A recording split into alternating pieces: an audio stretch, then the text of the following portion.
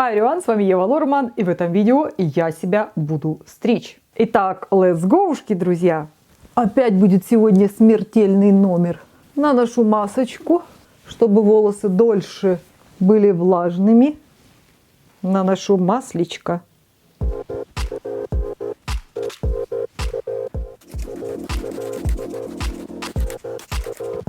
Для этого у меня целое устройство. Вот оно, небольшое зеркальце. И тут спереди трюмо. Я потом вам покажу. Это все очень легко сделать, даже в домашних условиях. Делаю контрольные длины. Сзади длина волос 4-5 сантиметров.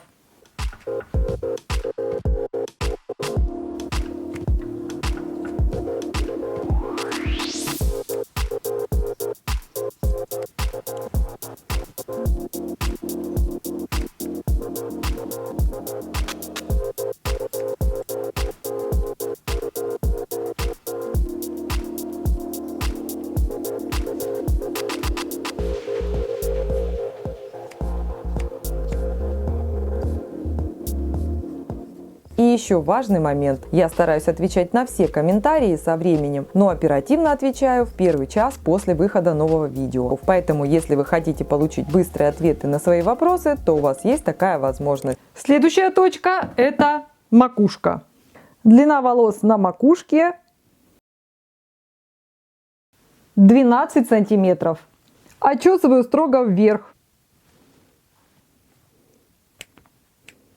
Следующая точка – челка. Можно сколько угодно отделять челку. Можно всю прям вот эту часть сейчас отчесать сюда. 12 сантиметров.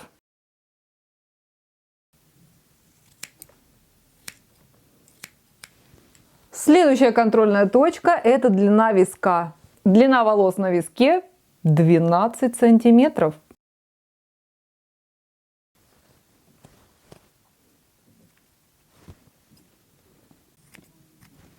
Контрольные длины заданы, осталось их соединить. На макушке у нас есть контрольная длина макушки и длина в нижней затылочной зоне. Я сейчас буду убирать волосы вот в этой зоне. Интуитивно, можно сказать, очесываю прядь. Это зона макушки, а это волосы со средней затылочной зоны. Затем я чуть-чуть спущусь вниз и соединю с самой короткой частью. Раз.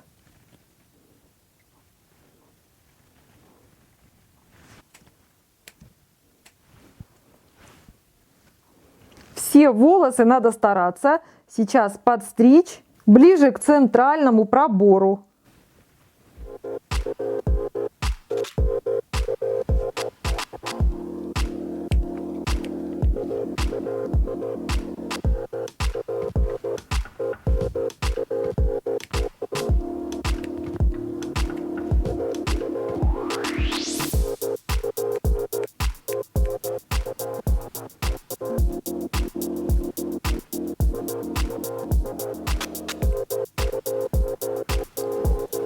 Делаю контроль. Не должно быть явно выступающих волос.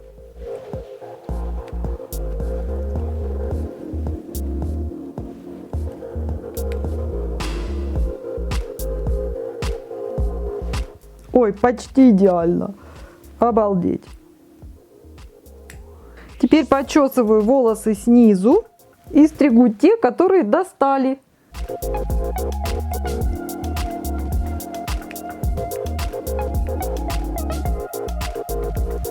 Теперь вот эти волосы подстригу на уровне вот этой пряди.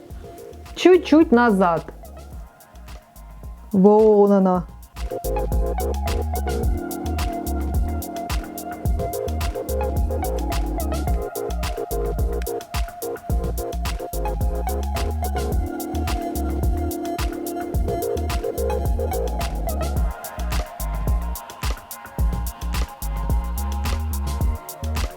Идеально.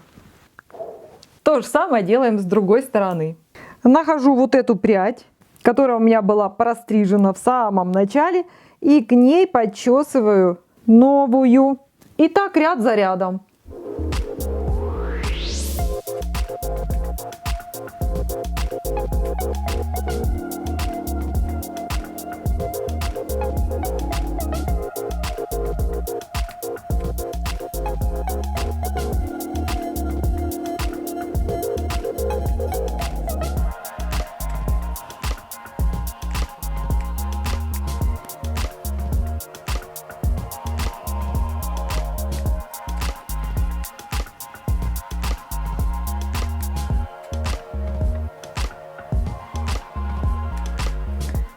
Понимаете, почему у меня колечки здесь? А то некоторые говорят, напялила. Да потому что, когда я стригу, я чувствую колечки. И чтобы себя не порезать, я опираюсь на этих замечательных друзей девушек. Кольца мне помогают меня же не порезать. Причем, заметьте, на указательном и на большом пальце. И я-то работаю именно по этим двум пальцам. Стучу об эти колечки для меня как ориентир. Круто я придумала. Лёлик, это ж не эстетично. Зато хоть и дорого, но надежно и практично. Спускаемся вниз и продлеваем вот эту линию. Ну, как и с той стороны.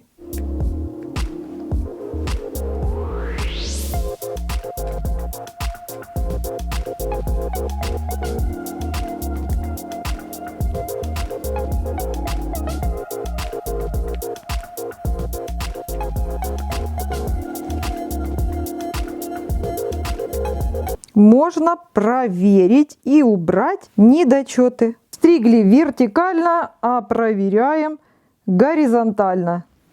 Ой, ну вообще. Ай, красота. Вау. Из 12 стульев. Шик, блеск. Какая линия ровная. Вот. Теперь вот эту сторону. Отчесываем волосы вперед. Красота – страшная сила. И вот эти волосы стрижем на уровне вот этих волос. Ух. У меня остался вопрос вот с этой зоной. И он решается очень просто. Я предпочитаю носить стрижку на вот этот пробор. Отчесываю на макушку все вот эти волосы, но немножко подзакошу. Собираю все, что мне поместились в руку. И что мы видим? Вот у нас есть макушка. Чем дальше я в эту сторону отчесываю прядь, тем больше удлинения в этом месте я получу, что мне и надо. И стригу вот этот вот кусочек волос на уровне макушки. То есть вот в этом направлении, видите, куда закосила? В эту сторону. Ба-бам! И вот эта сторона будет у меня длиннее, чем вот эта. Объем, как правило, создается вот в этой зоне. Ее надо немножечко проредить. Совсем чуть-чуть. Треугольными срезиками. Чуть-чуть. Но это я сейчас по-мокрому делаю. А вообще, конечно, нужно подсушить.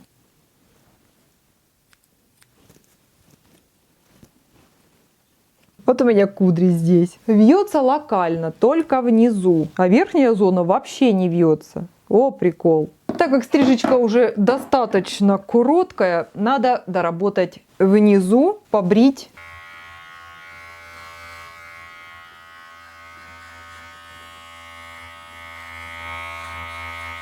Пошла мыть голову. Я когда одеваю полотенец, все время думаю, больше всего из стрижек мне идет полотенец.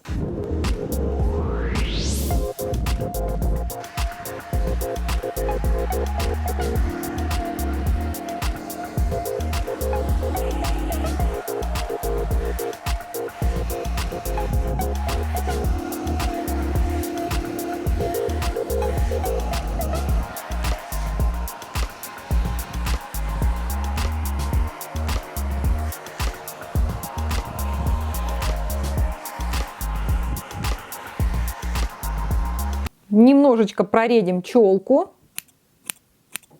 Она у меня прямая, а мне надо, чтобы она немного была наискось. И я ее не стригу наискось, а прореживаю таким образом. То есть вот эту сторону чуть больше.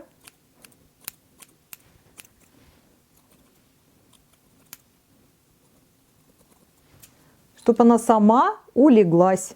Так, ребята, слабонервным не смотреть. Уберите детей от экранов. Шок-контент. Check the mic and make sure it sound right, boys.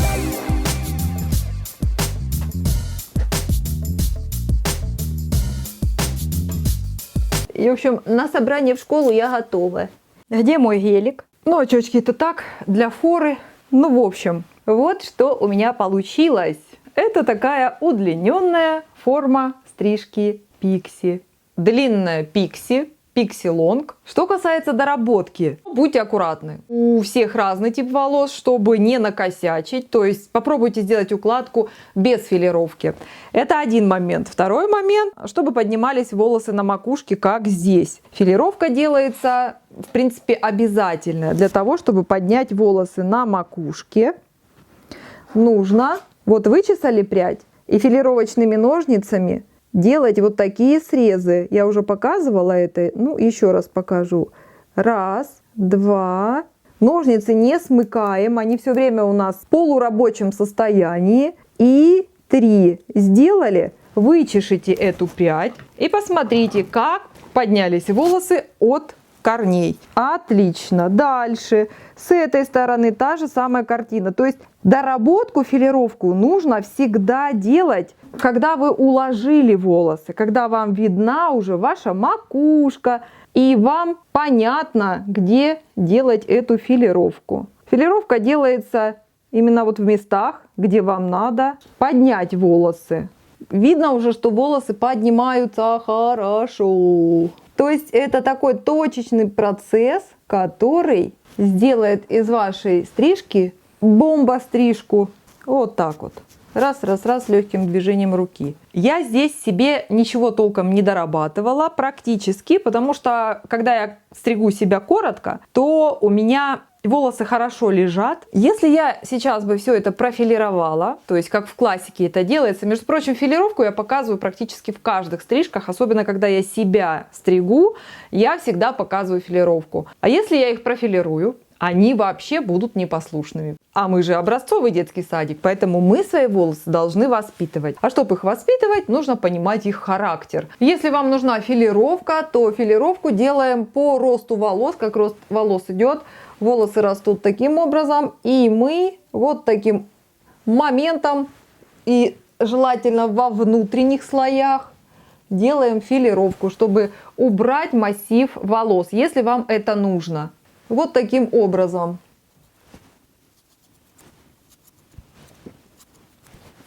Но самое важное, надо понимать, чтобы не задевать нижние слои. Нижние слои, если будут разрежены, я имею в виду вот эта самая линия окантовки, то это не всегда хорошо, потому что волосы начинают себя вести вот так, как вот у меня, например, с этой стороны. Поэтому нет, и нижняя зона у меня твердая. Вы вот часто задаете мне вопросы. Что делать, если волосы неравномерно ложатся? Обратите внимание на мои неравномерно. У меня вечно вот эта сторона лежит вот в эту сторону. Как будто ее залезали. И вот сюда мы выкручиваемся. Это такая фишка этой стороны. Эта сторона всегда ведет себя отлично. Всегда. А это как хочу, так и лежу. Ну, я уже давно на это забила. В общем-то, вот. Конечно, в этой стрижке огромную роль играет еще окрашивание волос. У меня после моих манипуляций выхода в натуральный цвет, это почти мне удалось, но на какой-то момент я остановилась и поняла, что я хочу опять блонд. Кстати говоря, я скоро буду опять краситься в блонд. Все замечательно получается. Мне многие задают вопросы, как из темного сделать блонд. Вот как раз я вам покажу. Так вот, остатки, они сейчас играют, конечно, огромную положительную роль. То есть у меня вот эта сторона светлее, чем затылок. Потому что на затылке у меня уже не осталось светлых прядей. Будут наверняка вопросы, кому такие стрижки подойдут, какой форме лица и так далее. Я, ребята, готовлю целый сериал. на эту тему. Все будет, все расскажу и все покажу. Про то, какими инструментами я работала, если вдруг у вас будут вопросы. На все эти инструменты сняты давным-давно ролики. Ссылки на все упомянутые, вообще все полезные ролики я оставлю в описании. Если вы еще не видели, я подстригала себя неоднократно. Лайтбоб я сама себе стригу. Причем 2 раза лайтбоб я себе стригла. Стрижка каре каскад с челкой-шторкой. И сегодня я себе подстригла пикси. Что характерно, эта стрижка прекраснейшим образом смотрится, когда ты делаешь вот так. Просто бомбезно. Что хочется еще прикольного отметить в этой стрижке. Вы заметили, что везде в контрольных точках одна и та же длина. На макушке 12, длина челки 12 и длина виска тоже 12. Магия. Сейчас я вам покажу мою переносную студию. И вот на фоне чего я стригусь. Вот так это все выглядит. Это 3 зеркала. У них очень удобная система поворота. Я думаю, что у многих такие есть. Эти зеркала крутятся в разные стороны. У них замечательная система поворота. Очень легкая штука. Я поворачиваю, как мне удобно, куда мне удобно. Кручу-верчу. Подстричь хочу. И, ребят, обращаюсь к тем, кто стричь себе нельзя. Ну что это за средневековье? Мужчины себя бреют каждый день. И что? Это тоже волосы. И что теперь? А мы, женщины? Вы что, не бреете ноги? По логике тех, кто верит в приметы, лысые должны быть самыми счастливыми людьми. Потому что им стричь нечего. Никто им не сострижет волосы, не сострижет ихнее счастье. Я им тут как самому себе красоту навести, а они мне. Ну вы поняли. Детей позови. Сейчас дети заценят. Да скажите что-нибудь. Алло. Алло. Прием. Офігеть! Скільки годин, господи, вау. Скільки годин? Чок Гюзель? Года тренировок. Года тренировок. Мам, знаешь, на кого ты похожа? На кого? На актрису, которая, знаешь, такая скрытный агент, такой прической, тебе еще не хватает черных очков и это самое, кожаной сумки. Несите. Це що, танцує? Ю-ю! Посмотри, давай Да, это смешно. Мама тебе идет! Дайте мне другие, мои. Харлей, пожалуйста, мне. Надеюсь, ролик был для вас полезный. Подписывайтесь на канал, жмите на колокольчик. А я на этом канале снимаю ролики для вас и показываю все тонкости работы мастера индустрии красоты. Bye-bye, everyone! С вами была Ева Лорман. И до встречи в новых видео. Эй, народ, не скупись, лайк поставь, подпишись, я тебя сейчас пляшу. Подпишись же, блин, прошу. Колокольчик тут же жми, делись со всеми, не томи. Хватит даме танцевать, пора идти видос снимать.